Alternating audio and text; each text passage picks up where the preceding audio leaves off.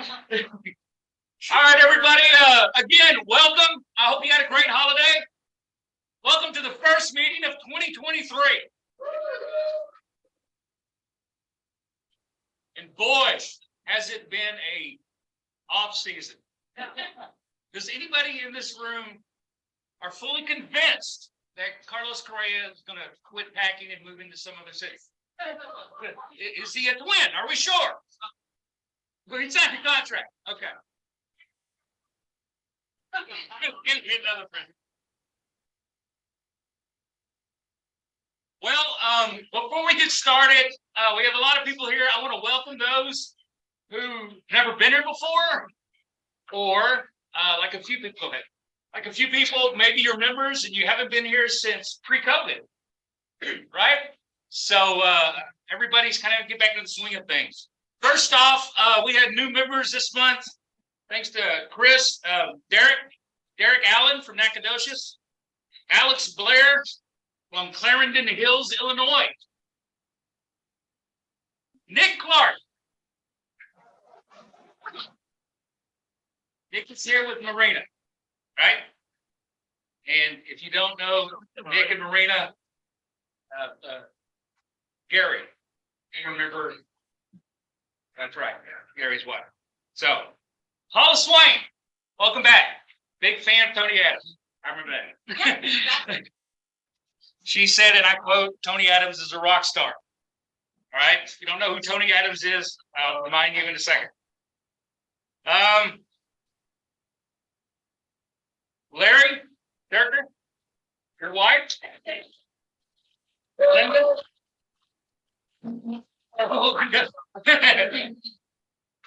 Dale Fisher. Hello, Dale. You're a guest of John Lloyd.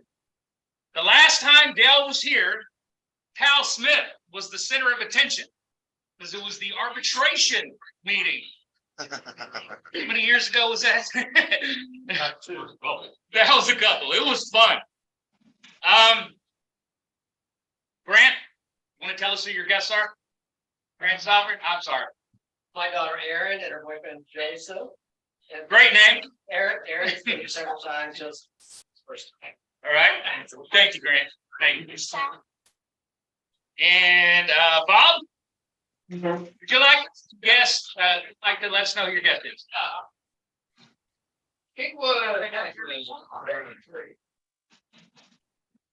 All right, everybody. Just to let you all know, all guests and people who haven't been here for a while, guess what? Your job for next month is to come back. Okay. Hopefully you have a little fun tonight. And we have a great guest, two great presentations, I believe. So it should be a fun night. And again, those of you on Zoom, welcome. All right, a couple of really important things. Please go to the SABR website and verify your information. Verify your address, your phone number. Because if you don't verify your address, phone number, you might not get publications or emails, stuff like that. And believe it or not, the stuff SABR sends out is very interesting, kind of important. If you don't have your correct address, you don't get the periodical, right? Particularly, they send out one right before the SABR convention, right? Which I want you all to make sure that you have your address up to date so that everybody gets the SABR publication right before the convention, because yours truly has been chosen to write an article about Billy Sunday and the Chicago White Sox. I got the notification last month, Celia Tan. So if you don't know who Billy Sunday is, he was a Chicago White Sox pitcher, but he's best known for in the early 20th century as America's favorite evangelist. Okay, or America's most popular evangelist. Okay, so stay tuned. Right? So that's what I'm going to be doing in a couple months. So make sure your information is up to date. Check your emails online. If you're not getting emails from me, check your spam box. Okay, Marcia and I had a good conversation a little while ago. Sorry. Not getting emails from me. They're not going to spam. Well, hey, maybe we'll try to figure something out. Okay. Astros Fan Fest is January 21st, this Saturday. Here in a minute, I'm going to pass around a piece of paper. We're looking for volunteers. people to help work at our SABR booth. And right now, I'm going to let Bob talk a little bit about FanFest and what the chapter is going to do. So go ahead, Bob. FanFest is Saturday. Going to run from 10 o'clock in the morning, 4 o'clock in the afternoon. The Astros are expecting at least 10,000 people to attend. It's awesome. We've participated in FanFest for a number of years. We have home table. We have a lot of fun. Try to encourage folks to know something about SABR. Pass out baseball cards to all the young people, and we get a lot of attention. We'd like to have some volunteers, being that the table's open from 10 in the morning to 4 in the afternoon. We'd like 3 people at all times, like from 10 to noon to the 2 and to the 4. So we're looking for volunteers. Now, the good news is, if you go to FanFest as a regular person, you got to pay. Hold on. Right, let's do it. But come work for us. Great. The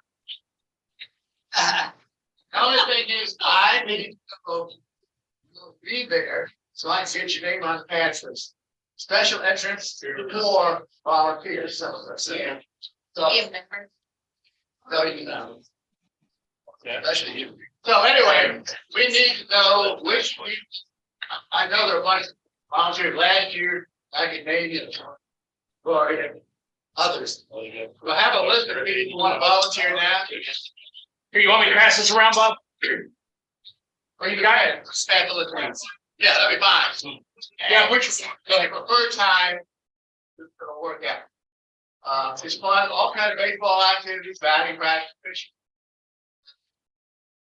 Warm up sound, autographs, presentations.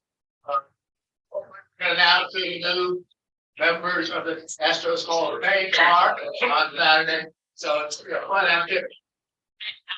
Any questions? Any questions for Bob? Yes. That's why we're signing people up as they come up. Yes, we will. And Mike suggested that we have a prize. I think he's already got the prize worked out. Now, signed ball, and Larry signed ball, but Larry's not gonna be there, so it'll be the only, Larry, Dierker autograph ball available. That would. Yeah. Well, and then they have to pick it up here. Oh. There you go, Mike. Bob, say they're expecting over 10,000. That's what we've had in years past. And that's a pretty good number shot through in 6 hours. But there's lots of activities, lots of fun, and the weather's supposed to be decent. A couple of years ago, it was really cold. Yeah. Yeah, it's come a lot. Pass the sheet around, let us know if you would like to. You know, the Astro parking lots, are they free? Astro parking lots are free. No parking fees, and the Astro parking lots. No parking fee. That's good. Okay. Thank you, Bob. Thank you very much. All right, Tony, we have a newsletter coming up in the next couple of months. Next month, month after. Okay, should be very exciting. Already got a couple of article submissions already. They might include me spring training. Spring training. Spring term. Okay. You laugh.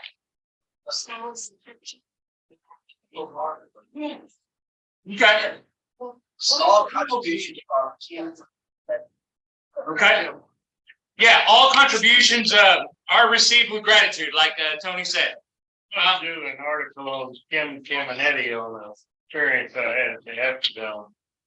Our guest doesn't include it. I can do a smaller presentation next. Okay, Mike's gonna contribute something about Caminetti. Go great with meeting next month. So You don't have it. yeah, Bob. Oh, take your food. Okay, never mind. All right, real quickly. Last month we had a great meeting. Tony Adams. If you don't know that name, sign-stealing-scandal.com, trash can bangs. He was Have a classic pizza, slice of lime, and 2 Caesars. I don't know. Missing challenge. Is anyone missing a side Caesar? And anyone missing a classic? Okay. Thank you. no problem. But if you want to see his work, sign-stealing-scandal.com. He had a great presentation. He showed us how he listened to the bangs of the trash can. It's a fascinating technical meeting. We also heard from David Bott, professor of history at Texas A&M. He wrote a great book, recently came out about Gaylord Parrott called Spitter. Okay. Last weekend, a few of us went to the annual Bill Gilbert winter meeting out there in San Marcos at Texas State, put on by the Roger Hornsby chapter. They had a lot of good presentations, including 2 people I'm going to try to get to come talk. One of those being Nancy Finley, right? Nancy Finley, if you know that last name, she is related to Charlie Finley. Okay, so she had a couple of really good stories about Charlie Finley. Also, what was her name? Bailey Hall, a 14-year-old, gave a really fascinating presentation about why analytics in baseball are great, but we shouldn't always depend on them. And a 14-year-old made that great presentation, and I'm going to let her talk to y'all. Now, the problem is she's going to be in school a lot, okay? And she has a pretty famous writer uncle, which I can't remember his name. But Hemingway, yeah. Yeah, old man in the sea, yeah. But she might not talk to us for a couple of months, might be summer, I don't know. But I've talked to her a couple of times via email. So fascinating stuff. Mike Capps also talked. And Jerry Miller gave a heartfelt presentation of a Dodgers fan, remembers Vince Scully. So it was a great day of presentations. Next month, we're not going to have, next month, the last couple of months, we've been having like a Saturday in the morning, 11 a.m. chapter talk, meet the new chapter members kind of thing. We're not going to do that in February because, as we discussed on Saturday, we're going to have a luncheon that we're going to try to put together on Saturday, February the 4th. That's SABR Day in America. Okay, now technically, our SABR Day in America event is going to be Fan Fest. Usually always is. But we've decided, in addition, on Saturday, we were talking, a few of us, we're going to have a luncheon on Saturday, February the 4th. Maybe at St. Arnold's Brewery or something like that. Carmine Brewery, yeah. Yeah, just a little Saturday lunch. Just come out maybe from like 11 to 1, 12 to 1, and just talk baseball, with us. It'll be a great day. Tell some stories, bring some memorabilia. Last year we did a event over at Jack's, and Bob, our former president, brought a lot of good memorabilia. I found out he used to be the coach of famous San Francisco 49er tight end Dwight Clark. I had never known that, but he was his baseball coach. So you might find out some fun stuff. Like a presentation on that. I get a presentation on it. Saturday, February 4th. All right, so without further ado, I'm going to get it down. I'm going to sit down and eat my dinner. And we have I'm sorry. Heard? I almost forgot. At the annual event every year, Bill Gilbert annual event, they have a Hall of Fame vote. They pass around paper ballots, and you get 10 choices, like you're a baseball writer. You get to choose who you think is worthy to go in this year's Hall of Fame class. Now, according to the Roger Hornsby chapter in the Bill Gilbert meeting last week, nobody that's on the ballot this year is worthy of consideration to enter the Hall of Fame. They're usually pretty accurate. So we thought it would be a great idea to have our own vote, okay, to see if we can let somebody in. In fact, I think the closest person was Scott Rowland, right? 58%. So go ahead, you get 10 choices to fill out your ballot at the end of the meeting. We'll Yeah, look at the chat, the online. give the result. There's a link in the chat. For the Zoom. Okay, 10. You can vote for 10 people. You have to vote. No, you don't have to vote. You can turn a blank vote. But if you do turn in a blank one, please make sure that you put your name on it, so that I know it's a real ballot. They're just blank, they may have been sitting around, so put your name on it if you don't vote for anybody, but you want it to count as a ballot. Can the people on the Zoom? Yeah. Got it. Thanks, Mike. If you're on Zoom, if you're online and you want to take part in this vote, if you look in the chat session, there's a link where you can also vote for the Hall of Fame. Look on the chat there, click on the link, and you'll have the opportunity to also do it. It's right there. All right. So while y'all are doing that, I'm going to turn things over to the esteemed Bill Brown. Yes, especially if you're going to turn in a blank ballot. I don't need to put your name on it. So I'm going to turn things over to Bill Brown, who will introduce our special guest for the night, Alyson Footer. Bill, see what you have for us here. Special guests on our meeting tonight. You, Alyson Footer. Hey, what a great night, Ladies' night here, Joe. Did you realize, have we ever had anywhere close to this number of ladies in front of our? I don't know. I think it was Alyson. I think it was you, Alyson. How many of you know what Alyson Footer does? Yeah. So now she's executive editor, national content, MLB.com. So yes. Climb the ladder. Now I can tell you, and those of you who have written can tell anybody that the editor can make or break. Right. No, you know about that. Yes, So I'm really thrilled to hear from her for a lot of reasons, because we haven't heard from her at one of our meetings. No, thanks. Yeah. Okay. We have her 50 years, correct? It was in the bar now. So long. Yeah. Yes, I do. Yeah, it was like in the Mitchell report.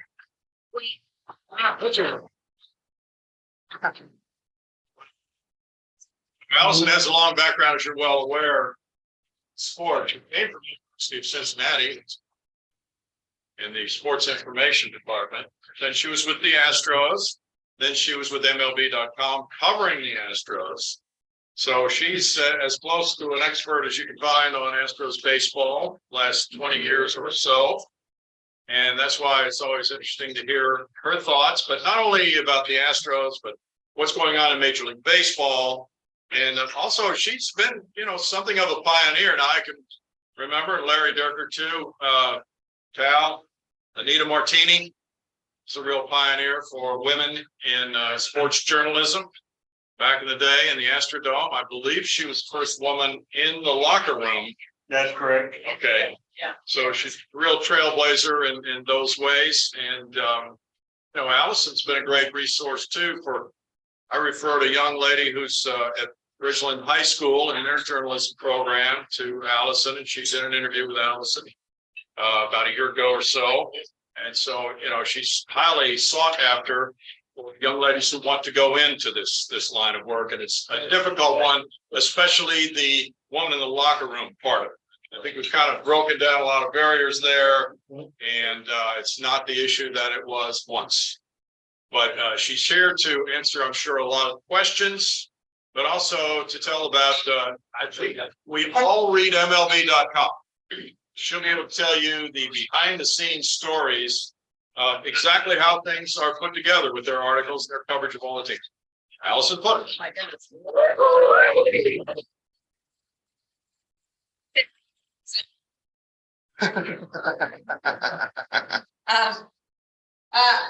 Thank you, Brownie. That was very impressive. You kind of explained my career trajectory better than I could. This is really coincidental that I'm here today because Jeff Pearlman, he's a sports writer. You might have heard of him. He writes a lot of baseball books, a lot of biographies. He contacted me to do a podcast try to speak up. He does like he does a podcast, and we did it today, and it brought back all of these unbelievable memories that I'd forgotten. So he went and he did a deep dive. So I got here in 1997, and he found, for whatever reason, the Astros like put out a press release that they hired me, which was weird because my title was coordinator of publications and I was in the media relations office as like the lowest person. But for whatever reason, they put out a press release, which means it makes the transactions in the newspaper. So he found it, Jeff found it, and it was like all these arbitration cases, whatever it was, all these people that signed, Sean Berry, this and that. And then Alyson Footer hired as coordinator of publications. And I remember calling my parents and saying, I'm a transaction. Like, I was this kid. I interviewed here.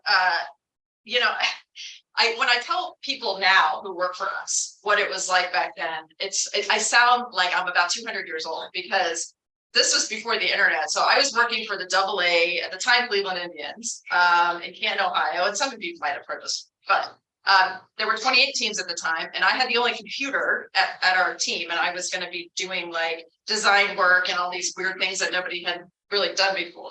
And we had 1996. I was at AA, and I got online, which was like the dial-up, and I put in www. and then every team in baseball, Dodgers.com, Cubs.com, and I get to Astros.com. And it's one page. Their website's one page. And I don't know, the players were maybe listed on the left. And there was this red dot right in the middle of the page. And it said, click here for job openings. And I clicked on it. And it was for a job that I was not remotely qualified for. And I applied for it. It was like director of advertising. I was 25 years old. I mean, it was ridiculous. I was applying for this. I applied for it. And they called me because there was another job. I clearly wasn't going to interview for that job. There was another job. Pam Gardner called me and said, well, there's a job in media relations that we're bringing back after we had eliminated from the strike. We're bringing it back. And I ended up getting that job. So I was in Ohio. I had, we don't come to Texas for warm weather. Ohioans go to Florida. So I had never been anywhere close to Texas. I flew in to interview, and I stayed at the JW Marriott, called my parents, and I said, this is such a good experience. I'm so glad I had the chance to interview with the major league team. I'm clearly not getting this job, but it was wonderful to have this experience, and now I will go on. And then I ended up getting the job. So that's kind of how I ended up here. I drove 19 hours with my mother from Ohio to Texas. We looked it up in the encyclopedia to see where in Texas Houston was. Yeah, she calls me. She's like, it's 2/3 of the way down on the right side. Okay, all right, I got it. So anyway, that's how I got here. But this conversation I had with Jeff Perlman today was such a walk down memory lane because I talked about Utah, I talked about Larry Dierker, I talked about Brownie, and these were people that I met like right away.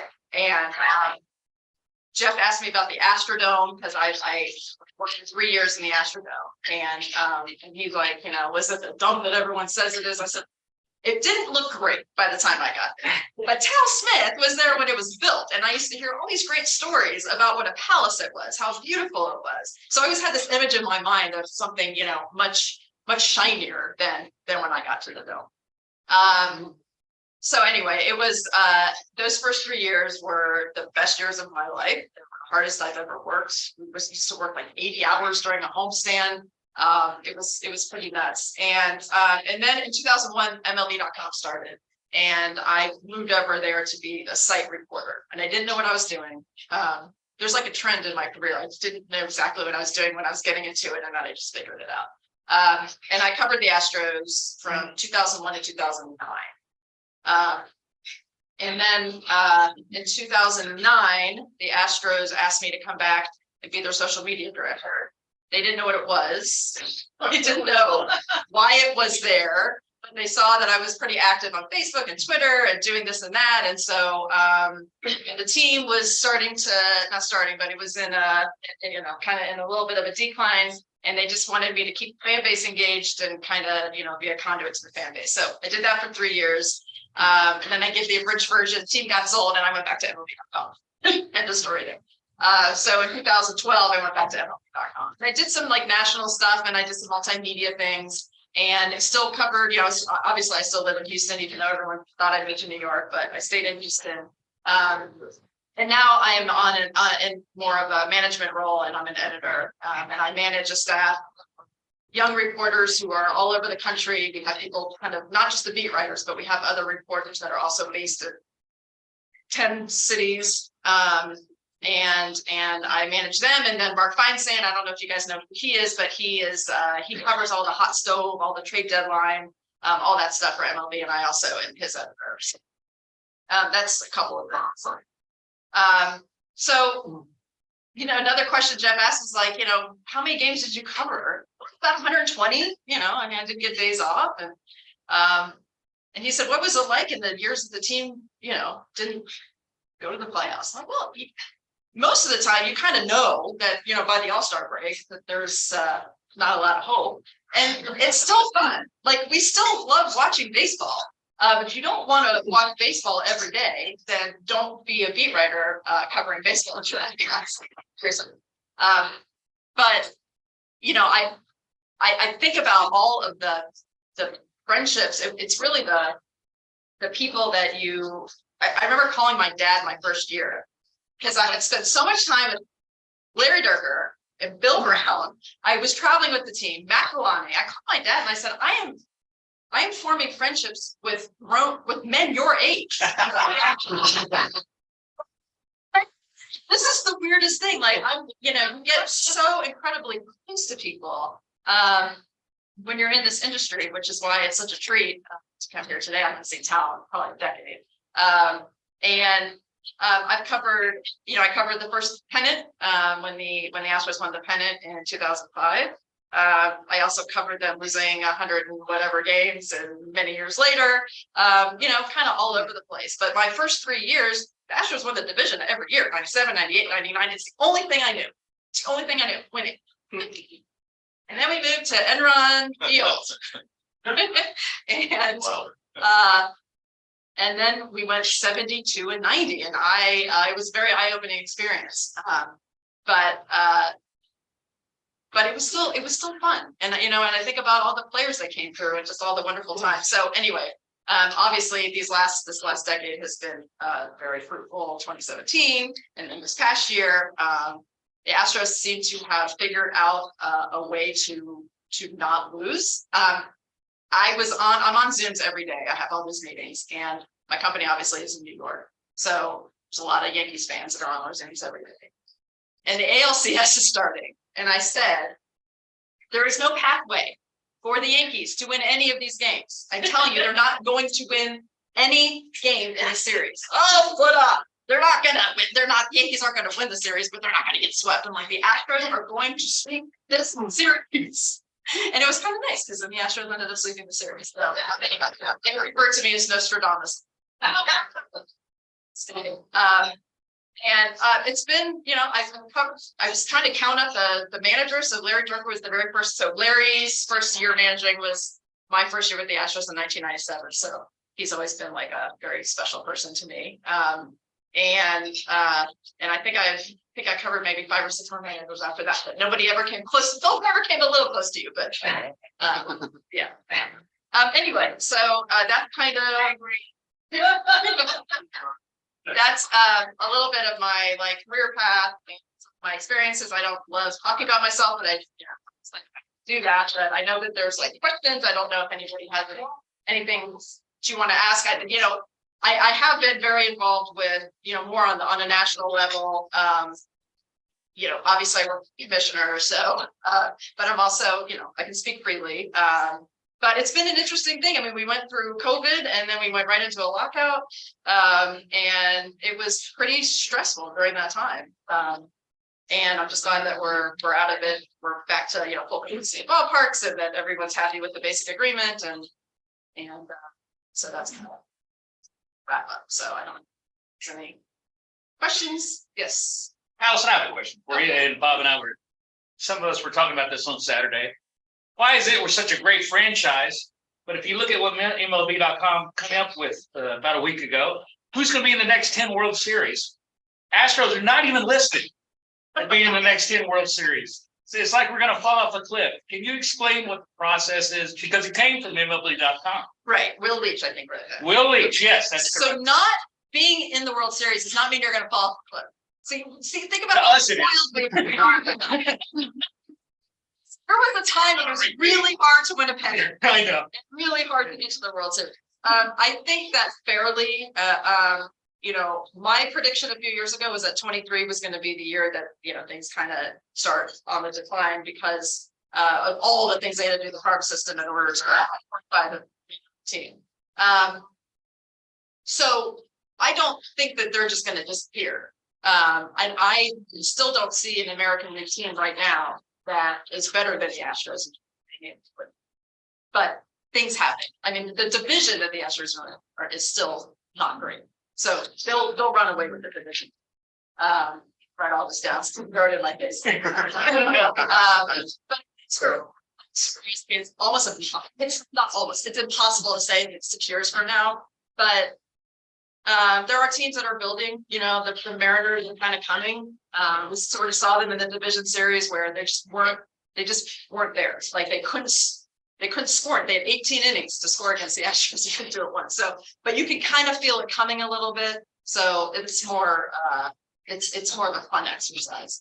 Yeah, I also noticed that, you know, I'll say it, the East Coast bias, because the Cubs are mentioned, or the Yankees are mentioned twice in the next 10 years. So it's obviously like, oh, well, the Yankees are coming back, but the Astros are going away. Well, I have informed them that the Yankees are not, they did not get any better this offseason. So, yeah, but. I got it. All right. We're just I got something, Alyson. Yes. Well, first of all, be careful managing people. You haven't had to do that, right? I haven't had to manage the people you had to manage, so it's a little. Well, you know, Right. be a little easier. Yeah, no, I get to manage people who are way underpaid. I don't know when you're. This, Yes, when you started in 1997 yes, from Cincinnati, where everything started in 1869. right. You grew up there, even though you were a little bit after the red machine, you had that sense. I was So- alive. I was alive. The tradition of baseball. Yeah. Oh, You started in 97. I would say the baseball has changed more between 1907 and now than it did from 1869 until 1967. I would say you're right. And you had to work through that transition. Yeah. Thoughts on that? Well, I mean, if you're talking about like sort of the analytics age that we're in, or are you talking about the money explosion, or I mean, it's changed completely. It's changed the way that teams put teams together, the way the front offices put teams together has changed completely. You know, if you read an article though from 75 years ago, these columnists are like, the game is dying. You're reading the exact same thing back then as you do now, in terms of the way that people think that baseball's dying and this is happening and all this new stuff that nobody wants to bother with.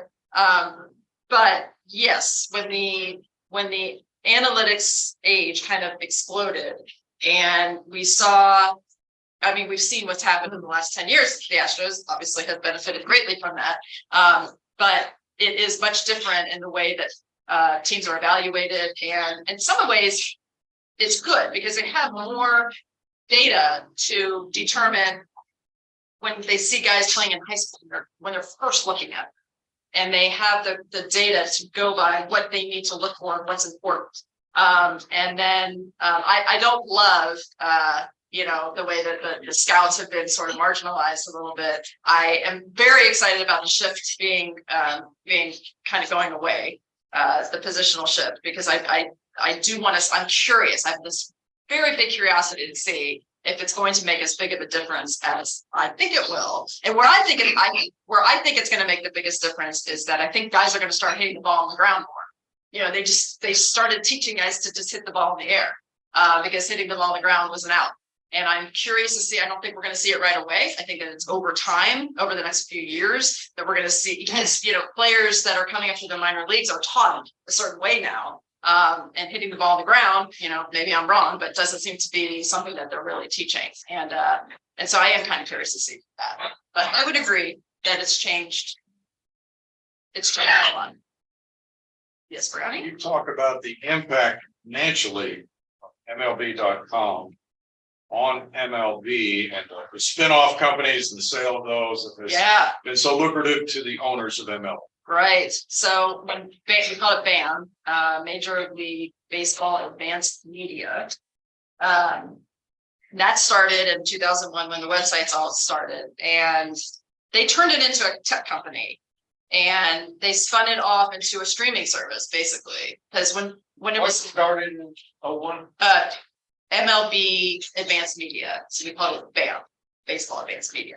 And so we would see these like weird things that we were doing that none of us had anything to do with because it wasn't baseball, but like, oh, we're running WWE's website and we're streaming HBO's website, like all these like preliminary things. I'm like, Elton John's website, like we were running, like why are we doing this? Little did we know that they were building basically a streaming service. So much of, and I'm trying to like I think the National Hockey League, I think we were running that, but there were so many things that we were streaming because we had the facility and the capacity in New York to run all that stuff out of there. And so we basically were running HBO's website and everything, and they turned it into BAM Tech. So it was basically a tech company. And the owners were going to make 15% of BAM Tech forever. They owned all of it early on, but then it got sold to Disney, but the owners were still gonna, so basically BAM added like 2 billion onto the value of Major League Baseball when they made like 12 billion. Their profits were 12 billion, like 2 of that was like BAM, which was overwhelming to think about. They sold it to Disney, but the owners still maintained a certain percentage, and they just sold it, the rest of it, a few months ago.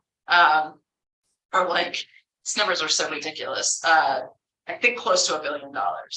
And so when people are like, oh, these contracts, like why is everyone, signing these players to these huge contracts? It's a lot of things. It's not just one, like 5 different reasons, but it's that sale because every team got another like $50 million they didn't know they were getting. I did not get any of it. Speaking of media, do you perceive or when can we hopefully in some of our lives, we're getting toward the end of those, and to be able to get on to subscribe to At Bat, you don't want to go there, and see any game anywhere without these archaic blackout rules that we used to have to deal with Houston Oilers Right. in the 1990s. It's crazy. Yes. That you can't just go and it doesn't matter. Pay you guys $1,000 a year. Believe me, there'd be a bunch of people that sign up like that to watch any games anywhere MLB streaming. I know there's 1,000 different contracts, but is there work towards that? Is there a vision to make that happen? Yes, there is. So now everyone's going to go home and be like shilling for the commissioner. But I will say it's the regional sports networks that have been preventing this. It's not that they don't want people in Iowa to be able, there's some place like right in the middle of the country where they can't get Cardinals or Cubs, or it's just this no man's land. That's not what Major League Baseball wants. But when you tell your regional sports network, oh, we want to make this available to everybody, and they're not getting their fees, they're not getting paid for them, that's been a problem. There's a lot that's coming, and I don't want to say definitively like what's going to happen, but the regional sports networks, it's becoming very antiquated, and very soon, sooner than later, you're going to see things change very quickly. I have a friend who I went to high school with who works for the one up in Pittsburgh, and he pretty much has accepted the fact that that's going away before he's ready to retire. He's in his early 50s. So you're seeing like the streaming services that were, the Apple TV Friday night game and this and that. And that's dipping the toe into something. And I don't think that anybody really knows like exactly what needs to happen, but there's going to be, I think over the next like 2 or 3 years, I can see a ton of changes. And that's the first thing that has to be Because you can't prevent people from watching baseball games. Like Major League Baseball does not want you to not watch their games. You know, they want you to watch all the games, and you can buy the subscription, but you can't get the Astros games, right? And so it defeats the purpose. And so I think that we're gonna see some changes. Thank you. Yeah, I hope. So in the spirit of the Hall of Fame that we have going on, Yes, do you have a Hall of Fame vote? not yet. I think I have like 2 or 3 more years. Yeah, So what about major awards? Do you have those? I do. Yes. What'd you vote for this year?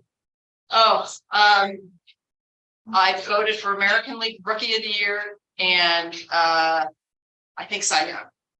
I like Brian McTaggart. I'm sure you all know him. So he contacts everyone at the end of every year. What do you want to vote for? I'm like anything but Manager of the Year. I find the Manager of the Year vote to be like, how do I know about any other manager except the one I'm covering every day if he did a good job or not? It's too subjective. But I think that those are the 2 that I had. So I like the ones that are sort of obvious. Right. Yeah. So How do you do for MVP this year? Oh, That Aaron kind of Judge. really, Oh, even with Otani kind of like. I think I did have him. Yeah. No, it was How Aaron close do you Judge. think you made it?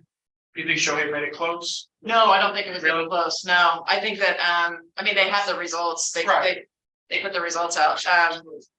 Aaron Judge had not only did he have like a somewhat historic year, and he had 62 home runs. Everyone's pretending that's a record. However you feel about everything that went on. It's a New York. It's a Yankees record. It's an American League record. It's not like a record. It's fine. It was exciting, and he's a great guy, and it was fun to watch. But he was the only reason the Yankees limped to the playoffs. Like you take him out of the equation, and they are nothing. And you saw what happened in the postseason is that they almost blew it to a Guardians team that is like way inferior to them, and had nothing. And it was kind of fitting that Aaron Judge like had the weak ground ball to like end the ALCS. Yes. Like he was just gassed. He was exhausted emotionally. I mean, that whole chase, the pressure was on him. The Maris family was going from ballpark to ballpark. But he had a season for the ages. I don't think it was Shohei Ohtani's amazing. No, he's really amazing. Yes. What excites you the most about the Astros this next season? The fact that they didn't sign the Cy Young Award winner because they did not need him. I was like looking at it and I'm going, okay, so you don't need Justin Verlander because you get those guys to get you through October. You don't need him to get you through the season. You have 6 other starting pitchers. I've never seen it like last postseason, which is why I was so adamant about the fact that no one was going to beat the Astros. They were 7 deep in their starting pitching. I'm looking at the bullpen and I'm seeing like Hunter Brown's like going to be the ace of the staff for the next 2 years. I'm seeing like Jose Urquidy. Did he even pitch? I mean, these are One game. Yeah. One game. so you're seeing guys that are like a number 2 on 60% of the teams out there that don't even have innings to pitch for the Astros. And so it's amazing that they've stayed healthy, like whatever the Astros formula is, it's working. And so and Yordan Alvarez, because like he's not going to always be healthy every year. There will be like times every year that he's just going to have to go in the IL. But he destroys baseball when he is playing. And now the shift is gone. Yeah. They did some statistics on what his and Tucker's averages would be if there wasn't a shift, and it was I bet. Yeah, the lefties are going to really benefit from it. But Yordan, it's just like he comes to the plate and the opposing team has to be terrified. So it's like we just get, and there's no one else you can't really pitch around him because everyone else in the lineup is really good too. But to me, to answer your question, it's starting pitching. Yes. Can you give me some insight on the Mets' idea that buying enough players will get them a championship? And compared to what the Dodgers did a similar thing and still didn't win as many World Series as they expected. So the Mets have a very enthusiastic owner who is a huge Mets fan, who has so much money that he just is going to, this is like a little, it's like entertainment for him. But he doesn't like quite get everything yet. And so when I saw what they were doing, I'm like, they're setting themselves up to bomb, and that may happen, it may not happen. I mean, I think it kind of be cool for them to actually win the pennant. The Yankees and Mets, there's a lot of competition there, so they don't like it when the other succeeds. I think it'd just be funny if the Yankees just, work sort of second fiddle in New York. But Steve Cohen is just, he's not been doing this very long. And he So has he doesn't have a general manager explaining to him, it's a long-term process to be successful, like something like the Astros. So no one's whispering in his ear saying this is not a good idea. They're just letting him, because he has all the money in the 100 games. So they're not starting from nothing. So they have like a really good team, and really, if you look at the moves, it was more like retaining their guys. They brought on Verlander. They have two guys like Scherzer and Verlander, the first ballot Hall of Famers. They have thousands and thousands of innings on their arm. So it's not a sure thing that they're going to be able to carry them. And if you see, that's also making on Verlander is like, you hit a wall at some point in October. His wall comes a little earlier every year, if you guys have noticed. And Max Scherzer, he's had some postseasons that haven't gone very well because he's kind of like done. I mean, he got one was the wild card game a couple of years ago. He's like, I'm done. Not to say that that's what's going to happen, but they also just retained some of their closer, outfielder. They just paid them, but they're a really good team, and they just don't. They wanted these guys. It doesn't really matter what they cost, and that's the inside of it. But in a couple of years, I'll be interested to see what he does. So I'm curious, given that state, why they didn't keep Correa. We all hated when Yeah, New but you York, didn't know who Jeremy Pena was. when New York failed. Oh, well, I was thinking about why the Mets didn't. Correa, I mean, the guy's throwing money to everyone, like you're saying.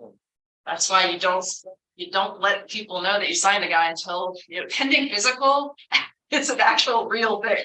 Like pending, He was bending with the Giants. and he got strapped. And then what happens is, I actually would like to ask Tal for help on this. When I try to explain this, here's my guess. This is, you get medical experts, you get your team doctors in there, you get people who look to that and they see this particular thing that might be of concern. And they can tell you, here's what's going to happen at 32. Here's what's going to happen when he's 35. Whatever it was, whether it's arthritis, I don't know. But you have people that can foresee.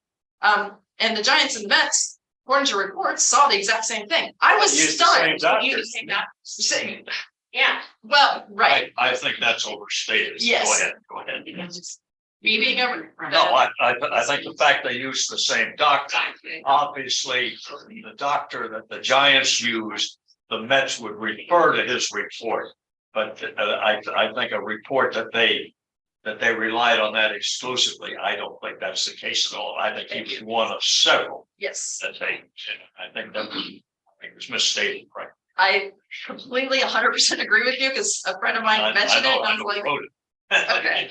And it's like, right. And I think it was Carlos's version. Oh, they used the same doctor. It's like, there's no way that the Mets just used the exact same doctor that just sent this thing to the Giants. That wouldn't have made any sense. It wouldn't have started. Of course not. So there's a lot of, it stuns me. I have not thought about that injury to Carlos since it happened. I actually think I was covering for McTaggart that day when it did happen. I seem to remember writing the story. Carlos was 19 years old. It was 2014.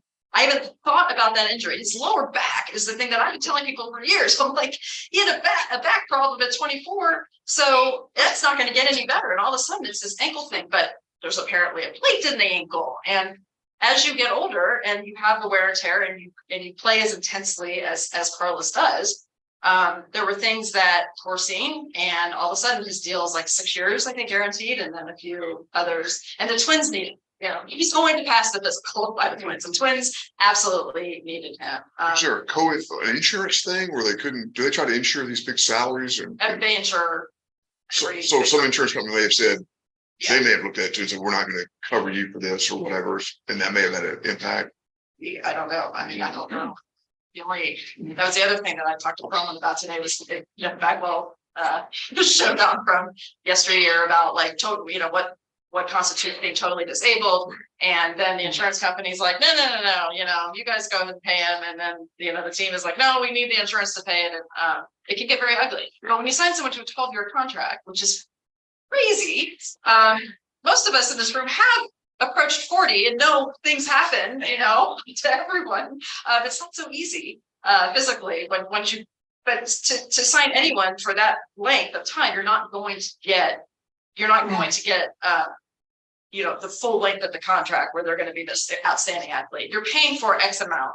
And if you feel like in that 5 years or whatever, you're not going to get that top caliber where you can just eat the rest of the contract, then you really have to start thinking. But I love Carlos, so I actually watched this unfold, and it just made me kind of sad because I'm like, he didn't deserve this. It was embarrassing in a lot of ways, and just to be, to have the entire Giants fan base mad, and now the Mets fan base is mad, and Carlos deserves a little bit better than that. Yeah, the Astro fan base mad when they didn't sign him, but it makes the Astros look pretty darn good. They got this extra money for Yardon and the rest of the players. Well, Pena, he ended up being the MVP of the last 2 rounds of the playoffs. I think turned out okay.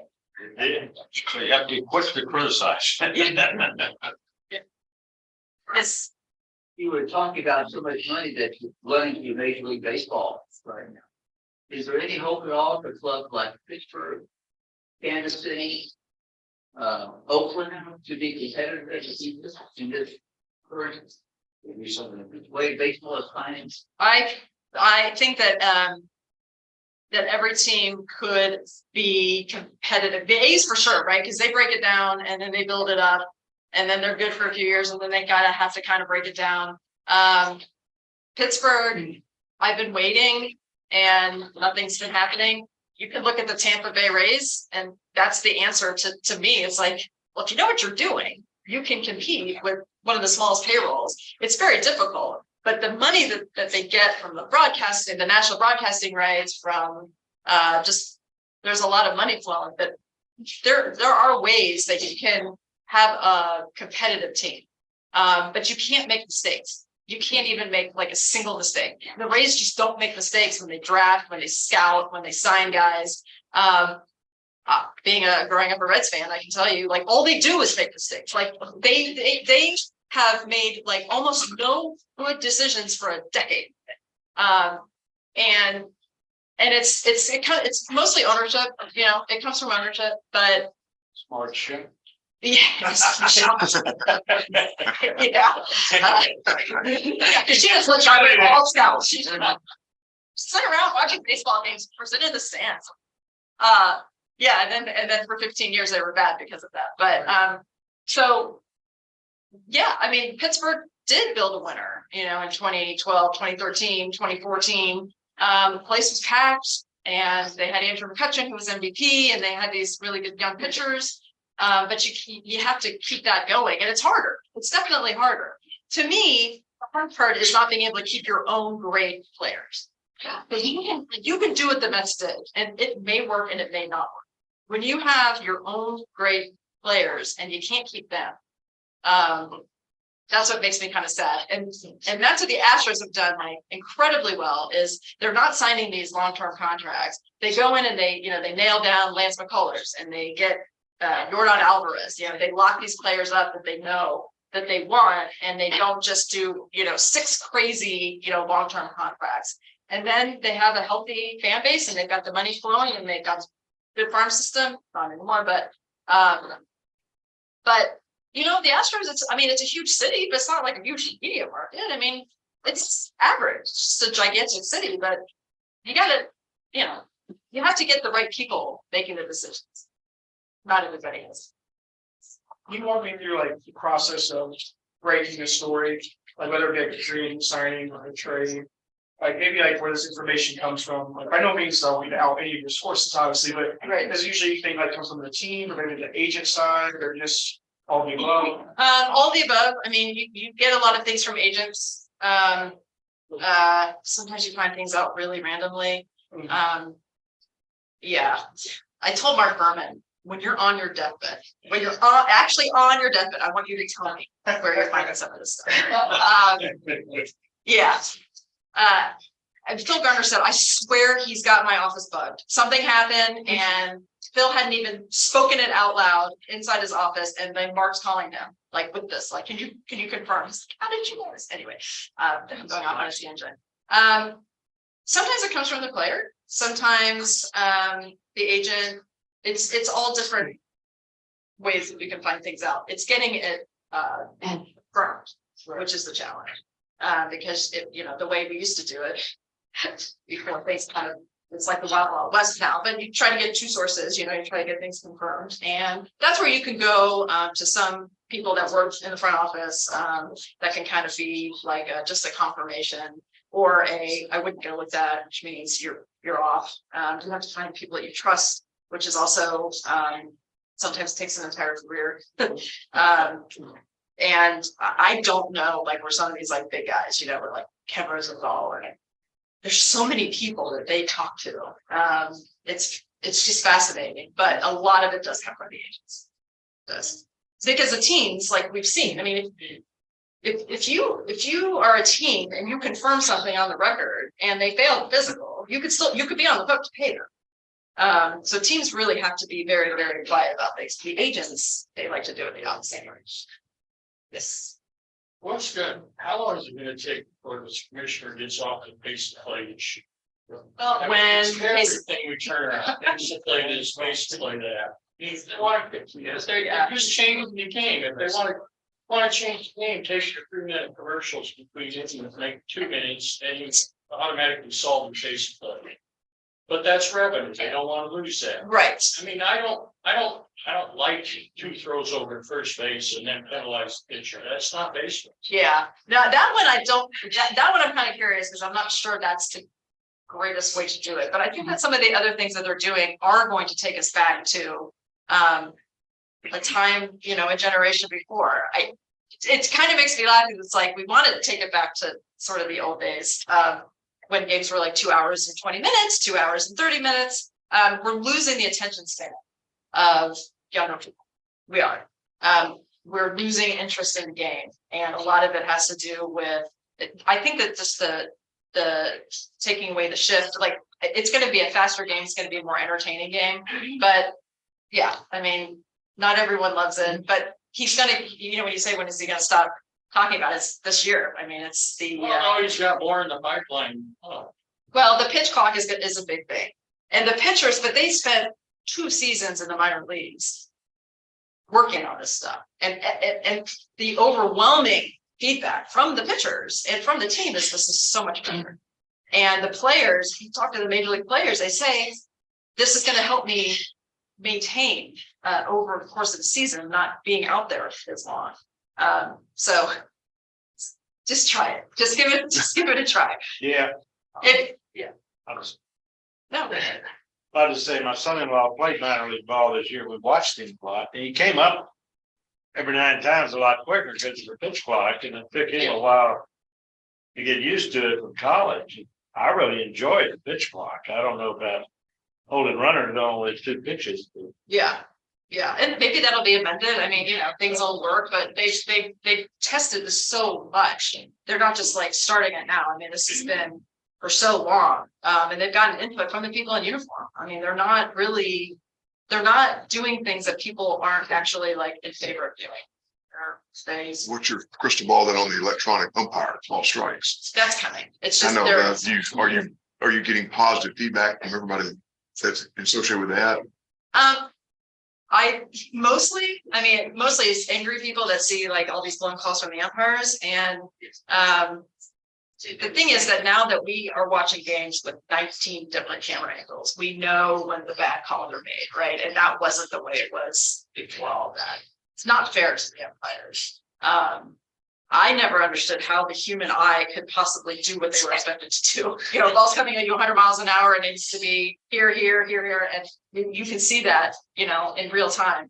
And it turns out that they're pretty good, but they're not all great. There's like that one umpire who is that's 100 years. He got 100% of the calls right, and one of the Pat Hobart, Hobart, yeah. He got 100% of the calls right in a postseason game, which is just like unheard of now, but they are not close to feeling comfortable or they have the technology down yet. It's gonna be, they're taking their time until it has to be right.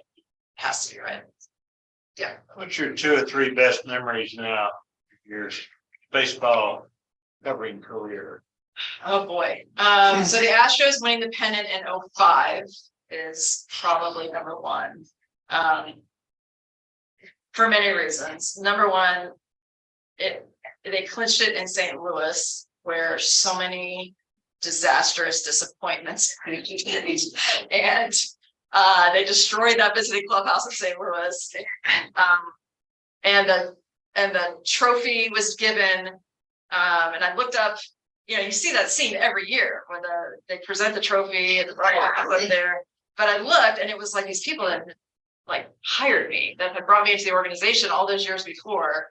And it was just so special to see. I was so happy for so many people. I was happy for Tal, I was happy for Cam Gardner, I was happy for, whoever, Phil Garner and my old boss, Rob Matwick, who is like, I call him my hero. So Bagwell, Biggio, like finally getting to a World Series, seeing that chaos and the fact that it's funny, all these years later, when they show that Albert Pujols home run, I cannot watch it. All these years later, I still can't watch it. I did last game 6. And it was because of, my heart just hurt for Brad Lidge.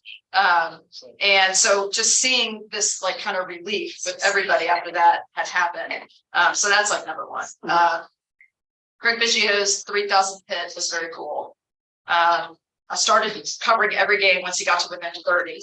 So I was like on every road trip, every home game. And Craig was incredibly gracious to me through the whole thing. He kind of gave me some little things, and he actually told me that he was announcing his retirement after 3,000. And I was the only one that he told. Of course, Mark Berman did find out about it, and then Craig thought I had told Mark.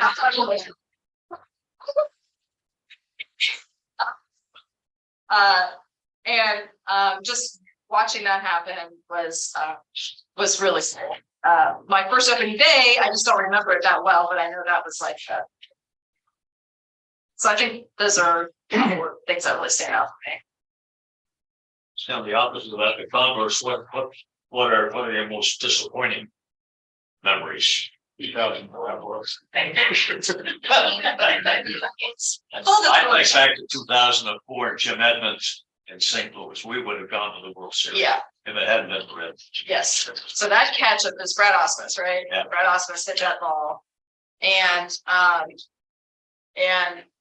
that was absolutely brutal. I mean, the Lidge thing was brutal, even though the Astros ended up winning the pennant. But it also meant that Roy Oswalt had to pitch the next game instead of being able to start the World Series. And I just sort of feel like the World Series might turn out differently. Roy had been rested and ready to start the series. We did an oral history on that NLCS, that 04 NLCS, which was so phenomenal. And not nobody, but like the Red Sox and the Yankees were also playing. So it's like it's an LCS and so few people nationally were watching it. It was unbelievable if you just dissect everything. And I talked to Jim Edmonds and I was ready to hate the guy, and he took me through that. And this is when I realized why these guys do what they do and we cannot do it. He's standing like 375 feet back in center field. And he said, when I saw the ball where it was about to hit his back, it hadn't even connected with Austin's back. He saw where it was going and he goes, oh, bleep, and started running back. It was like he could tell before it was hit where that ball was going to end up. And he took off and ended up making that like crazy catch. And that was hugely disappointing. The Astros getting swept in the World Series, actually, I don't even find that to be a low point. At some point I was like, okay, they're not winning this World Series. Jeff Blum and I have this running joke over the years because of his 13th inning home run or 14th inning. That kind of put it away. And I said, I was so tired, Lummy, that I just I can't go back to Chicago. So let's just get this over here. And I don't know, the 04 the clubhouse scene and losing the LCS in 04 was the most devastation that I have ever seen inside a clubhouse. Guys were crying. I mean, you could they felt like this was the year, this was going to be the series. And I just was stunned at the silence and it wasn't like that when they lost the World Series in 05. It was kind of like okay, we didn't do so well. Let's get out of here. But that 04, that was the worst clubhouse scene I'd ever been a part of. Well, when they lost the World Series in 2019, but that's kind of past my time. So, but that was really bad too. Right. Else? Anybody else? Alyson was right.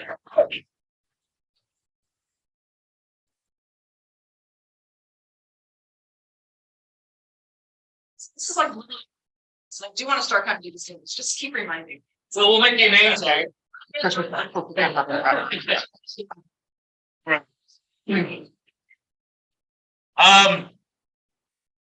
we have any more Hall of Fame ballots that are out? Guess what? All right, hand them to hers. Alyson was talking about umpiring a few minutes ago. Yes. So now let's shift to umpiring. Chapter member Jimmy would like to spend a few minutes, a little time talking about his umpiring career. Did I get that right, Jimmy? Yes. All right. And after this, you'll be ready to announce the results at least. Okay, depending on the online. If you haven't voted online yet, please go ahead and do so. Once we announce that, we'll have a trivia contest and I have a little gift for the winner. So, Jimmy, it's all you, sir. Thank you. Umpiring. She set the bar pretty high. I hope not to put you guys to sleep, ladies. So, yes, I'm a retired umpire. 14 years doing high school varsity in the greater Houston area. 14 years doing an elite tournament in Cooperstown, New York, called Cooperstown Dreams Park. And I cut my teeth on pony baseball in the Houston area, doing 9 to 18 years. And what I learned real quick, there's a lot of similarities as I watch major league games with high school. Obviously, the ML game is a lot faster, but it starts with the same thing, a lineup card. So I brought a lineup card, and I think you'll recognize somebody on the card. I did a game with Biggio, and his son he put his son batting third, so that's okay. So the way high school works is you get your schedule in February, first of February. And obviously it's fluid with rainouts and game changes and so forth. The way MLB works, and with the esteemed guys in here, correct me if I'm wrong, MLB chooses crew chiefs, and then they draft the umpires they want for their crew. And I found that real interesting from reading a couple of umpire books. So with umpiring, what I learned real quick was you need to hustle, and your timing is really, really important. One of my early mentors told me about a play he had at home. He said, Jimmy, made three calls on one play. I called the runner out at home. I called him safe because the catcher dropped the ball. And then I called him out again because the runner didn't touch him. So timing is very, very important. I had a high school game at Baytown Lee where my timing was a little off. I was in B position, which is in between first base and second base. And the runner's coming to first. And I know he's going to be safe. In my mind, he's going to be safe. So I start my safe call, and the batter runner shorts the base. So what do? I go, he's out, he's out, he's out. I sold the call. So the coach comes out, really crusty guy. World, did you see? I said, Coach, he shorted the base. He didn't touch it. Ask your first base coach. Fortunately, the first base coach said. So I got out of that. But in MLB, you know, we all see the umpires doing balls and strikes. And when I did balls and strikes in high school, basically I gave a ball on each side. And you might ask, well, why aren't you calling the strike zone? Well, in high school, you want to keep the game moving. I mean, nobody wants to see 18 walks in one game. Even when it was really, really good pitching, I gave a ball on each strike, on each corner. And I was doing a game out in Cyprus. And I think it's the fifth inning. Batter comes up. I call this pitch a strike. And the player has this look like I just stole his laptop. To the coach. What does the coach say? He says, he's been calling that pitch all night, swing the bat. So what that told me, the most important thing for a balls and strike guy is to be consistent. And I thought I was pretty consistent. We talked about missing pitches. We all see missed pitches. I didn't want to miss more than 5 pitches a game. I figured if it was 5 or less, I did a pretty good job. But with home plate, you've got the batter runner till he clears the running lane. And you also have foul balls on each side till it gets to the base. But what I find interesting about umpiring, and most of the high school games are a 2-man crew, unless it's a private school and they pay the third guy, is the rotations. And with 2 guys, you hope you got a good partner because you can get hung out to dry. And even though the MLB is 4 in the regular season, if you notice in the first inning or any inning with nobody on, the second base umpire, he's nicknamed the Rabbit. He's in short center field, left and right. And if he decides to go out for a ball, for a catch, no catch, then it reverts back to three-man mechanics. What would happen there is the third base guy would take the call at second. The home plate guy would creep toward third if there's going to be a play or not. If there happens to be a play, he gets closest so he can make the play. The first base guy, once the runner is cleared, you have a touch and there's no obstruction, he starts going because he's got home plate. So if there's a wild throw, then the first base guy has home plate. If there's not a wild throw, what we do in umpire legend is we put a pile of dirt on the home plate to show the home plate guy that I'd hustled and I was there, but I needed to be. And then, there's other rotations. If the third base umpire goes out for a fair or foul or catch, no catch, or the right field or the 4-man crew, you still got the same mechanics where we revert back to 3. And think, it doesn't happen a lot, but a guy will get sick during a game or injured. And then there's nobody in the bullpen to warm up. They go to 3-man mechanics, as I described. So, like I said, Alyson, you raised the bar pretty high. Everybody looks like they're still awake. I'll be glad to take some questions now and then later. Just give me a choke sign if I'm talking too much. Yes. Umpiring, while a lot of the video of kids baseball has been coming up, like even my nephew's 9-year-old games has live streaming, and coaches our parents are recording, and they go, "Hey, you missed this." I do have a story about that. It's It was a high-level district game at Baytown Lee. They were playing Goose Creek Memorial, and their coach was an ex-junior college coach, Coach Rupp. Really, really, really, really crusty. I mean, crusty. So there was a pass ball, played the plate. I see a tag before the touch. I ring him up. So he comes in. "What in the world did you see?" I said, "Coach, I saw a tag before the touch." Fortunately, he kind of just left. So I go to the fence, get my water, which is close to the league dugout. And the league coach says, "We're taking this game and you got that call wrong." I said, "Well, tell him." Yes, As an umpire, when you watch major league games, do you feel like the umpires behind the plate do a pretty good job, or when you watch a game? well, it's kind of like, they establish their strike zone, as we know, some are more Yeah. liberal than others. Specific, right? Right. I look, and then when you look at an umpire, there's basically two positions behind the plate. I always did the box, which I would be like right here for a right-handed batter and right here for a left-handed.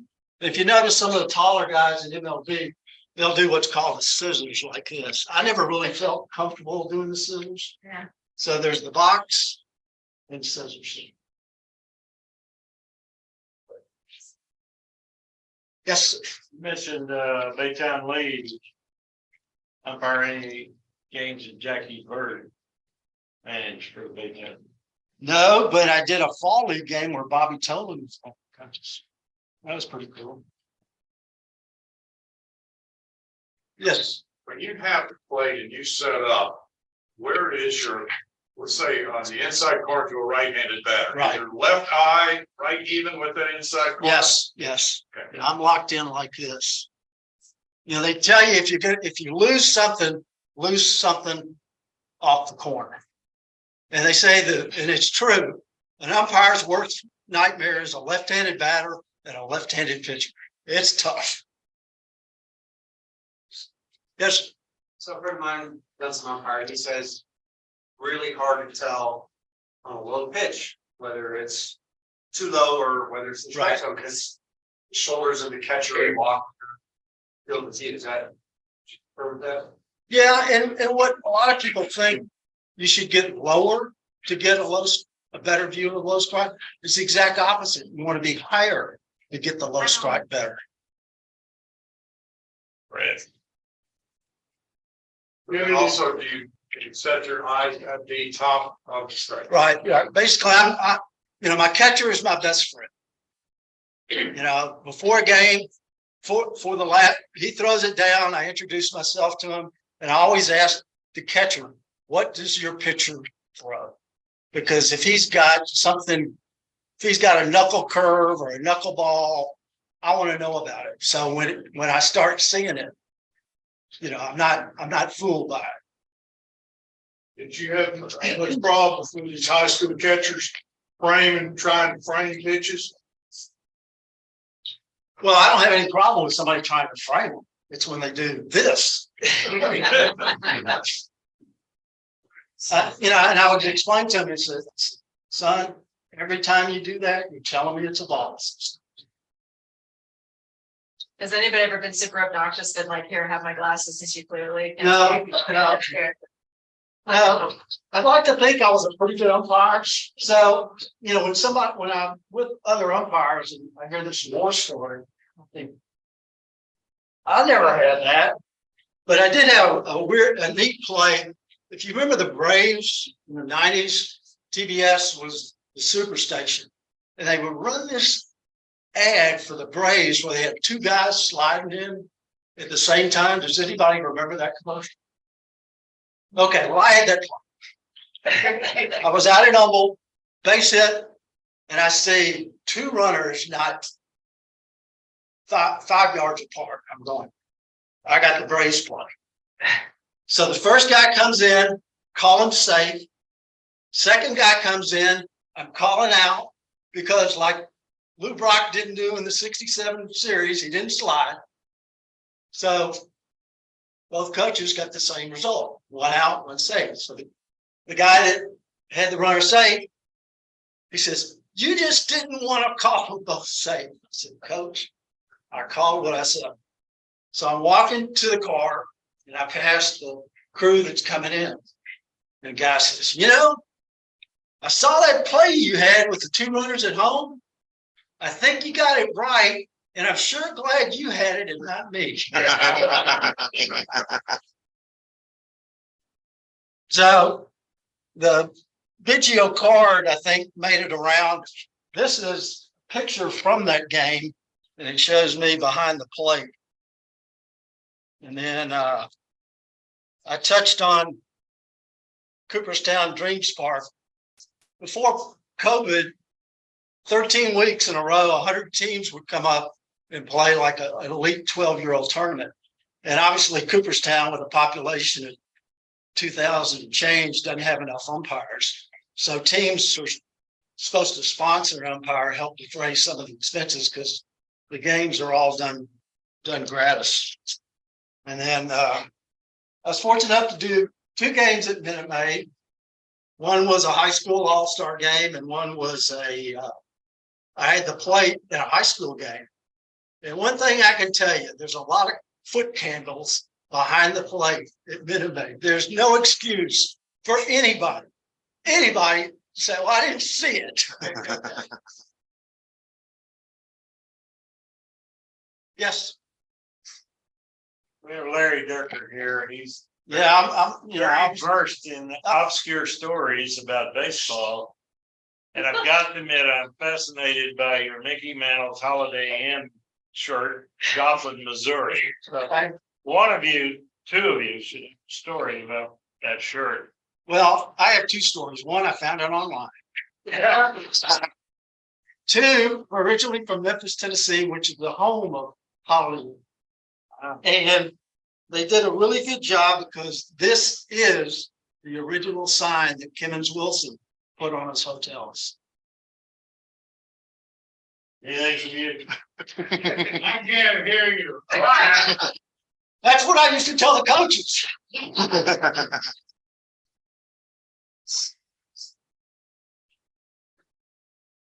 Well,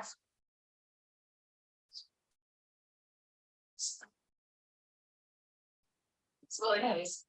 All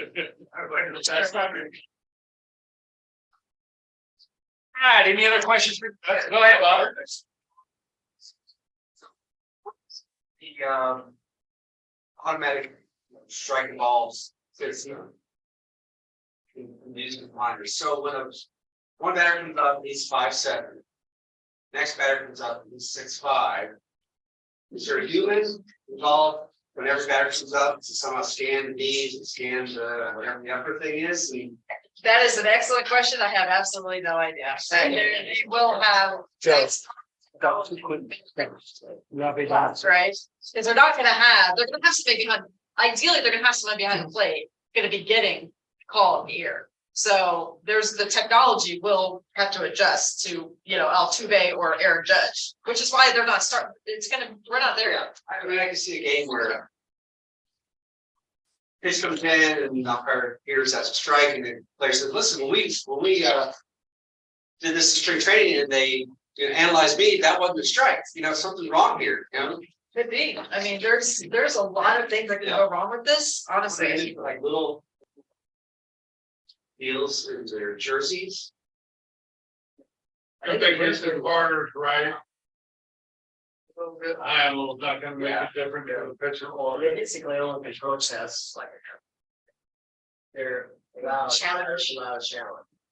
So most of the time they don't challenge because they only challenge when it's. Yeah, the camera's talking. And that's what I always tried to do. When it was 2-2 or 3-2, I gave myself, okay, this is the money pitch. Take your time. Always told myself, watch this pitch. This is a crucial pitch. I gave myself a little pep talk. 2 other quick things. Umpire sign language. First and second, no outs, 1 out. We have anybody? Very good. You don't win anything, but you got to say.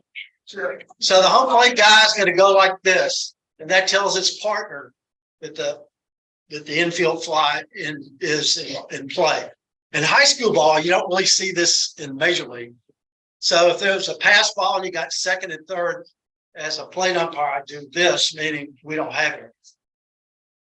And then you see an umpire, home plate umpire, do this. That means there's a potential timing play, which means you got a runner on second, you got a runner on third, even a runner on first, 2 outs. You want to make sure that we know at the plate if we had the out before the touch. And what I always used to do, even if it was close but not really close, I would point to home plate and say, count the run, count the run. Again, selling call. Thanks, everybody.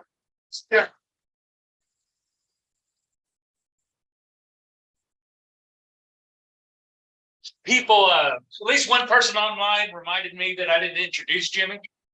Well, this is Jimmy Scruggs. Again, great presentation on umpiring. Herb, are you ready?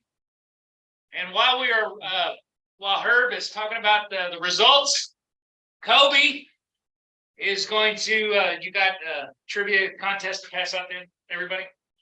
Okay. Kobe will pass out the trivia contest, but first, did this chapter elect anybody to the Hall of Fame? Herb, Mr. VP, go ahead, Herb. I guess I'll answer that question first. We elected one person. We elected one person to the Hall of Fame.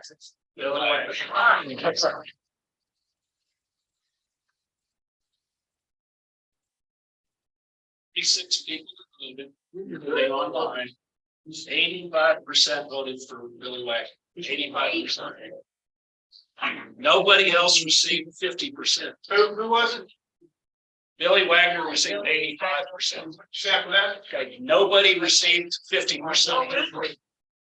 Okay, it's either 11 or 12. I don't remember. I just can't. I think it was 11 other people received 10% or more. Yeah. So they would.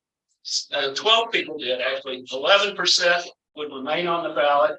Jeff Kent was one of them, so he would fall off because it's his 10th year. Who was second?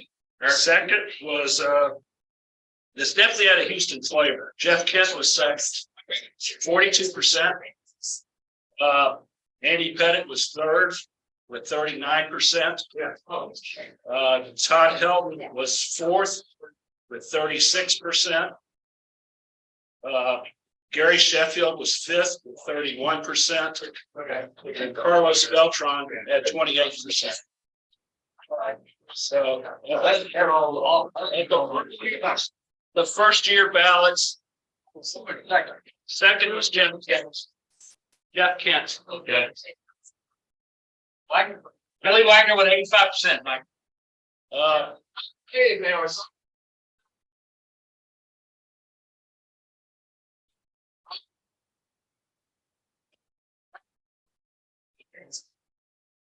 Yes, I think So that was really hard. We looked hard, but let's hear. Scott Rowland has been first was first in the Hornsby chapter with 58%. He received only 28% here. So 10 votes out of 36. How did like some of like the stairwell guys look like? A-Rod got 22% with 8 votes. Manny got the same number, 8 votes. What about Gary Sheffield? Gary Sheffield was 5th overall. He got 11 votes, 31%. Of the newcomers, Beltran obviously got the most. Only 2 other people even got votes. Matt Cain got 1 vote. And the other one was Francisco Rodriguez got 2. How about A-Rod? What did he get? A-Rod got 22%, 8 votes out of 36. Mark Burley. He's second. Yeah, but he got 1 vote, right? Right, he got 1 vote. Mark Burley got pounded. Burley was close. He had the most last year, I think. I tried to. People that were on the ballot for the first year. All right, thank you, Herb. Publish that. I think we should publish that in the newsletter.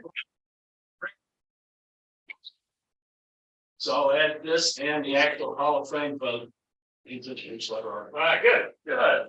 Okay, you and Patrick can kind of put that together since y'all worked at it together. How about that? Trivia contest now. Last year, first time attendee Kobe won the trivia contest last month. So take it away, Kobe. And I have prizes for first and second place. Remember, you can You have teams. So last time was my first meeting. Y'all all welcomed me with open arms. I really appreciate that. And so my theme for this one was first timers, since I was a first timer last meeting. And I talked to Mr. McCroskey a few days ago, And he mentioned that usually we kind of give like a little, kind of add some of the people that we did lose in 2022 in the baseball world. And so the first 5 questions are a little bit of a homage to those we did lose in 2022. And from there on out is going to be mostly Houston-based trivia. And so we are sticking with most of the first things that happened. So I guess I can read these out to you, but you also have the papers right in front of you. But you can see number 1 is this Hall of Fame pitcher was the first pitcher to win the Cy Young Award in both the National and American League.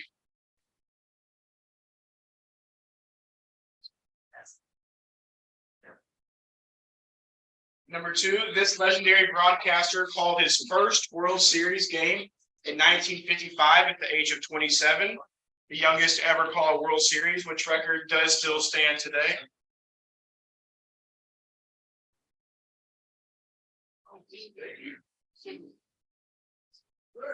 This Hall of Fame pitcher was the first pitcher elected to the Baseball Hall of Fame without ever starting a game.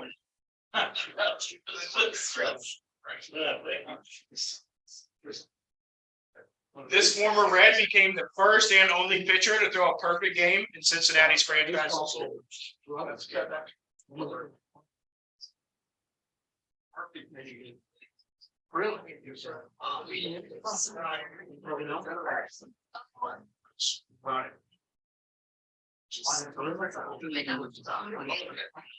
Better known as a Dodger, this switch hitting shortstop took the first at bat in Expos history. We're allowed to have teams, right? Right. Yes.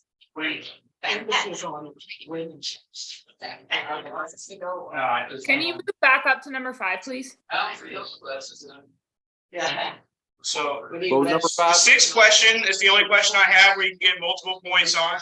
So I want the first year played at Colt Stadium, the Astrodome. No, they can't. I didn't put in Ron Sushman and Maiden Park just so you didn't say, oh, well, they named it this year, so. Right down those years. Okay, tell me. Oh, we got mute, so I'm not knowing the answer. Those first 5 are real tough. I'm just gonna say that it gets easier from there. Promise.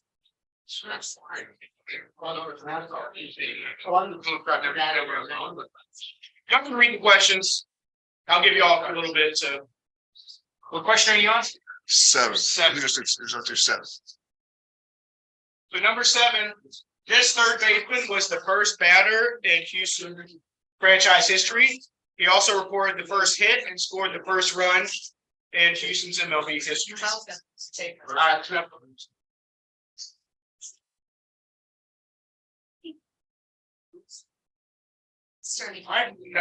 Number 8 is a fun one. This Houston legend made his first major league start on his 18th birthday for the Colt 45s back in 1964. I wonder who that one might be. I don't know. Number 9. Who is the first player in Astros history to hit for the cycle? First player in Astros history to hit for the cycle. Number 10. What year did the Astros make their first postseason appearance? Is that a trick question? Number 11. Who won the first Cy Young Award in Astros history? Last but not least. And number 12. No, there's a back. I'm sorry. By the way, there's a back if y'all didn't see. I'm sorry. What? For 12. Who won the first MVP in Astros history? It makes me feel better at the end. What year did the Astros win 100+ games for the first time? Obviously, we know they've done it a few times. What was the first year they did that?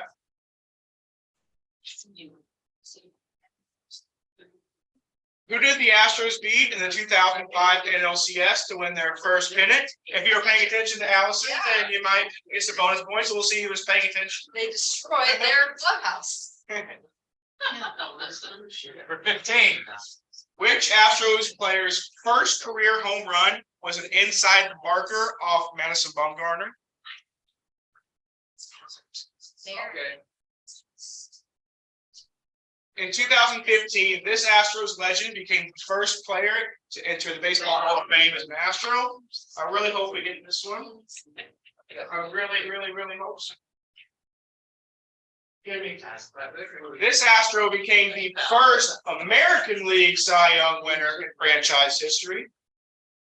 Emphasis on the American League. Are you gonna slow down? I'm slowing down for you, Mike. That's right. I'm slowing down for you. And Mike.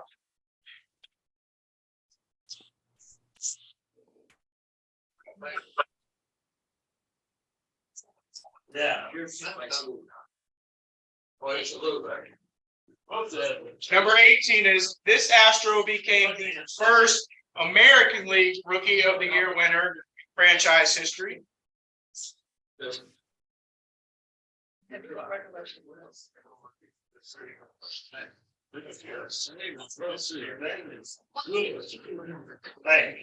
Number 19 is good. Number 19. Who was the first Astros pitcher to record a save series? And I'll go ahead and just jump to 20 since it's kind of the same theme. Who was the first Astros pitcher to record a win in the World Series? I'll give y'all some time. I was asking you. All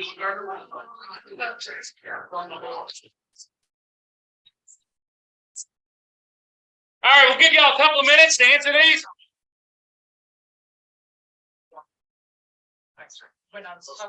Yeah.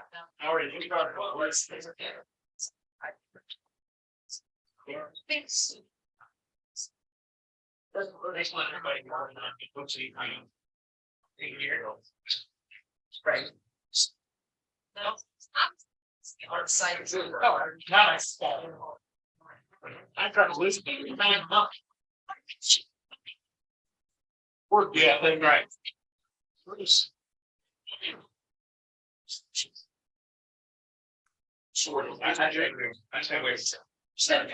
I stay away from cursing. I want to know when we go to the first numbers. I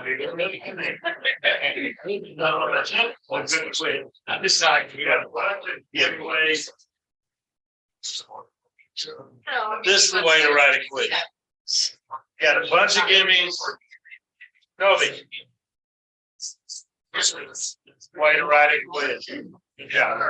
I did a good job. Get it next time. You got a bunch of giveaways. Right. You got some stomachs. I couldn't have got it without your words of wisdom. But you did a good job. I like it. Can't get them on. I wonder if Tal knew me out of the lock got all of them.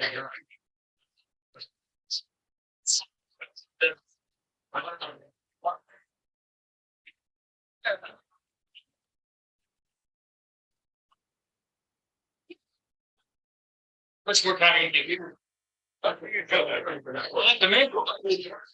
Man. It's fine.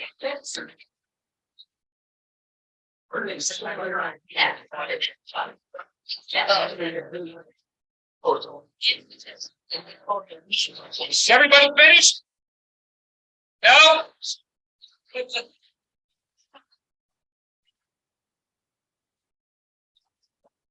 So you can go teachers, last chance tomorrow. Put your pencils down. Big Joe, based on that one question, if anybody in this chapter got 0, they should be immediately removed from the chapter. Yes, that's right. That is Chris's suggestion. Question. One about some first pitcher that pitched to the youngest guy ever, or whatever, number 18 or whatever it was. Yeah.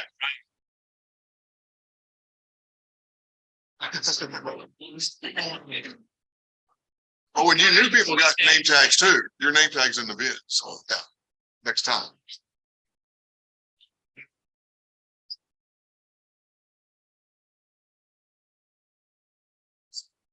Great question. Great question. I might have actually got a little correct. I used to be able to. These guys come up and stuff, I'm like, what? What are you doing here? And I'll just look at later. You had a member play fast like Tom White. He would win every other month. He won his trip because when he wasn't doing it, he was winning. It was just to beat him, you had to be on top of your game. In between Tom White and this guy right here. Could've went Yeah, nothing. no one ever got to go. But. Well, all right. And school starts tomorrow. Our colleague, go ahead. Same pitcher, he's the first pitcher to win the Cy Young, National League, and the American League. All right, everybody, hey. Gaylord Perry. Gaylord Perry is correct. There you go. This legendary broadcaster called his first World Series game in 1955 at the age of 27. Ben Scully is correct. The answer is Ben Scully. This Hall of Fame pitcher was the first pitcher elected to the Baseball Hall of Fame without ever starting a game. Bruce Sutter. Bruce Sutter is correct. Bruce Sutter. Number 4 from Allison's neck of the woods. This former Red became the first and only pitcher to throw a perfect game in Cincinnati's franchise history. Tom Brown. Tom Brown. Anybody else remember what they were doing right at that moment or just? Maybe just you. To make it. To the bowling alley. Number 5, better known as a Dodger, this switch hitting shortstop took the first at bat in Expos history. Maury Wills is correct. Y'all are doing great. I'm impressed. So now we're going to shift gears into more of a Houston baseball. What was the first year played at Colt Stadium, the Astrodome, and then what's now known as Enron or Minute Maid Park, respectively? Talent, no idea. About Colt Stadium. 62. 62. The Dome. 65 and Minute Maid. 1,000. I'm proud of all. There you go. That's 3 points, 1 point for correct year. Y'all are doing awesome. This third baseman was the first batter in Houston's franchise history, also recorded the first hit and the first run in Houston's MLB history, and is in the Astros Hall of Fame. Bob Aspermont is correct. All right, y'all better get this one right. This Houston legend made his first major league start on his 18th birthday for the Colt 45s in 1964. And he's sitting in this room.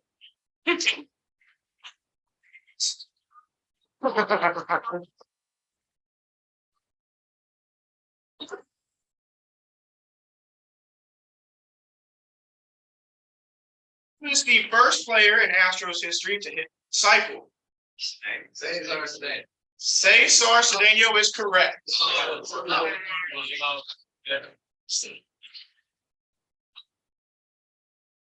Number 10. What year did the Astros make their first postseason? 1980. 1980 is correct. I'm bad at myself. Okay. Who won the first Cy Young Award in Astros history? Scott. Scott. Yo, y'all are doing great. Number 12 won the first MVP in Astros history. Jeff Bagwell. Look at us.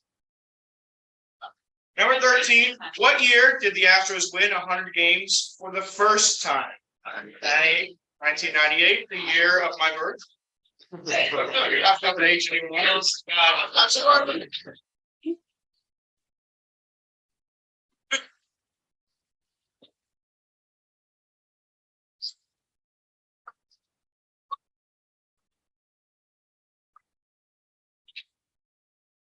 think he's sitting in this room. I think he was manager of the year as well. Who did the Astros beat in the 2005 NLCS to win their third pennant? Everyone at once. St. Louis Cardinals. Which Astros player's first career home run was an inside the Parker of Madison Bunga? Jose Altuve. Jose Altuve. This hit one in the left center field gap. He just kept motoring around. Yes, Coach Alyson didn't get that one.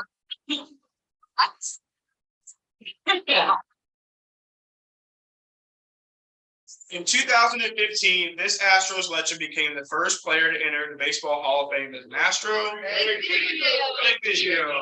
There we go. This Astro became the first American League Cy Young winner in franchise history. Dallas Keuchel is the correct answer. In 2015, Dallas Keuchel. Yeah. All right, we're at my number 18. This Astro became the first American League Rookie of the Year winner in franchise history. Carlos Correa. This wasn't the first Rookie of the Year, first American League Rookie of the Year. Who was the first Astros pitcher to record a save in the World Series? Presley. It's not Ryan Presley. Was not Osuna. This happened in 2017. Not Davinsky. Game 3 to be exact. Brad Peacock got it. So,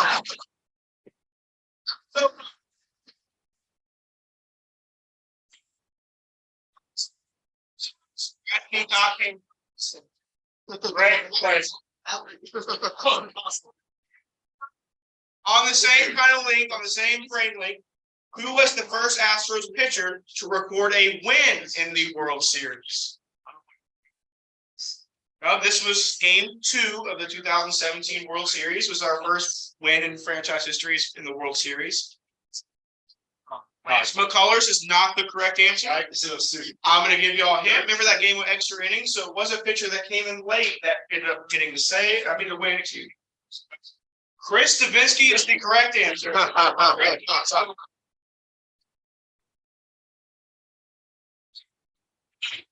many possible correct?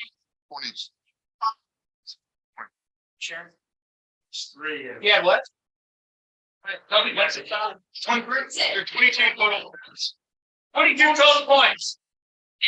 Okay, there we start. 15 correct answer. How many? 22. Okay, maybe 10 correct answers. So how many?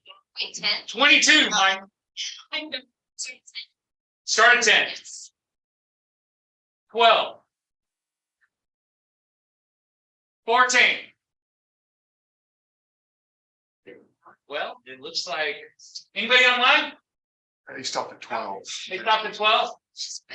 So it's just Mike. I can tell again. Wow. Dynasty is formed. I assume Mike and Tal work as teams. Work as a team. I think it was only Mike. It was only Mike. Mike, in honor of the Hall of Fame.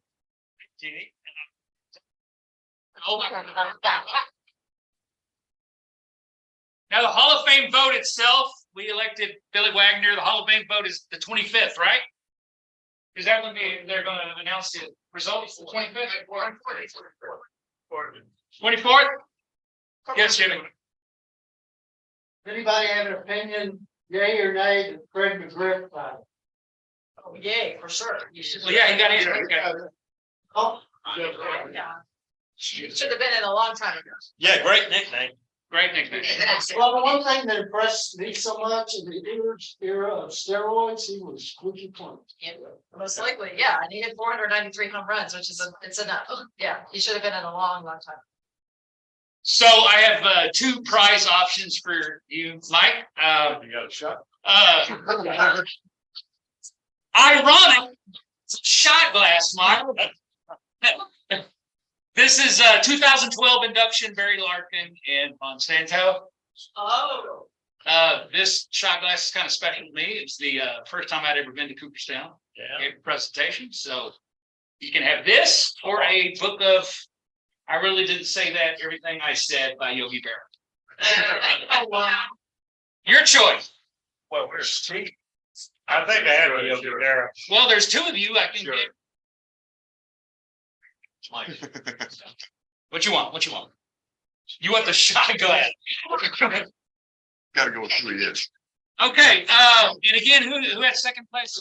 You had 14? Mike, you had 14? Eight. Eight, okay, all right. Well, it doesn't matter. Alyson?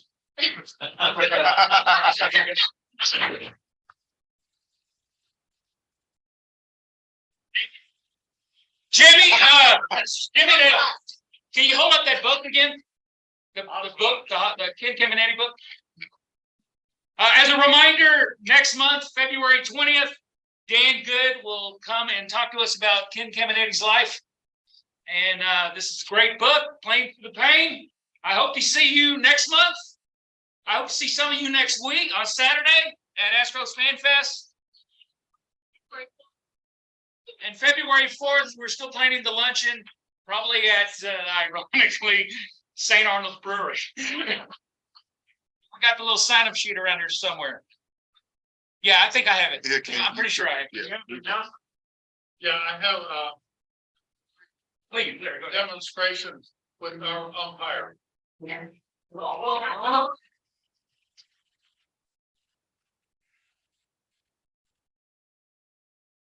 Extra credit for the umpire. This is something happened in the game. Somebody on the other team hit a ball down by their foot. And it rolled out there. No, up like that. And the umpire called the foul ball. They subsequently got on and they hit and they scored after. If the ball didn't hit his foot, we went out, threw him out, and it was third out. So I went out in between innings and I said, "Did you see that ball hit his foot?" He said, "No, Larry, you can't, it happens so fast, you can't see a ball hit a guy's foot."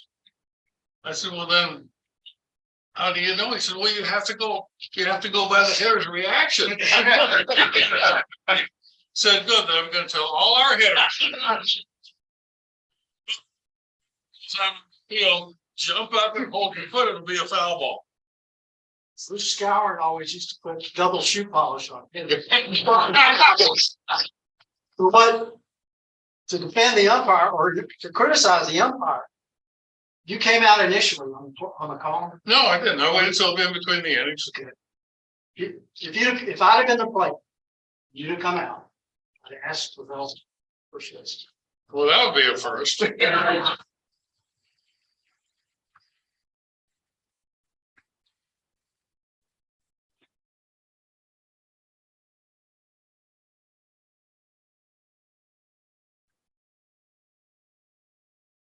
Okay.